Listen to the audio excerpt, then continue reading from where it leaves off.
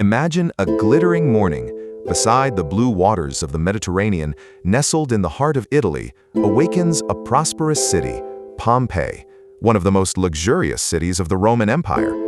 Standing guard over it like a shadow is a mountain, Vesuvius, but it is a sleeping giant. The people of Pompeii do not fear it. Rather, they count its fertile soil, which yields grapes and olives, as a blessing. Life here is abundant. The city was a symbol of Roman sophistication. Paved wide streets, the public bustle of the forum, the roar of the amphitheater, and the murals on the walls of luxurious villas. Life here was a celebration. In commerce, art, and culture, Pompeii was a living canvas. 17 years before 79 AD, nature first struck this paradise. In 62 AD, a devastating earthquake shook Pompeii. Many buildings collapsed and temples were damaged. But the people of Pompeii were resilient. They began to rebuild their beloved city. Broken temples were repaired and homes were built anew. They did not know this was a final warning from Vesuvius.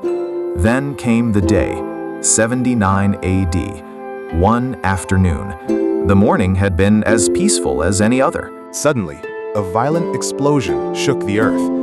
The very peak of Vesuvius seemed to tear itself apart. A monstrous column of smoke, ash, and toxic gas shot into the sky, blotting out the sun. Midday turned into midnight. First, The a gods deadly will rain protect of us. ash and pumice We stone must began reach to the fall. temple. The city started to disappear under the accumulating layers. People ran in terror, searching for shelter. Some tried to flee with their valuables. Others hid beneath sturdy roofs. But one by one, those roofs began to collapse under the crushing weight. But the true executioner was waiting. Hours later, a breath of fire descended from the volcano. A pyroclastic surge, a devastating flow of ash, lava, and superheated gas, hotter than a furnace, racing down the mountainside at over 100 kilometers per hour. Nothing could stand against this storm of fire. Those who were still alive, wherever they were, in that very instant, they were incinerated, their lungs filled with scalding ash. A mother clutching her child remained frozen in that embrace. A guard, still at his post, was turned to stone. In just a few hours, a living, vibrant city was transformed into a silent necropolis.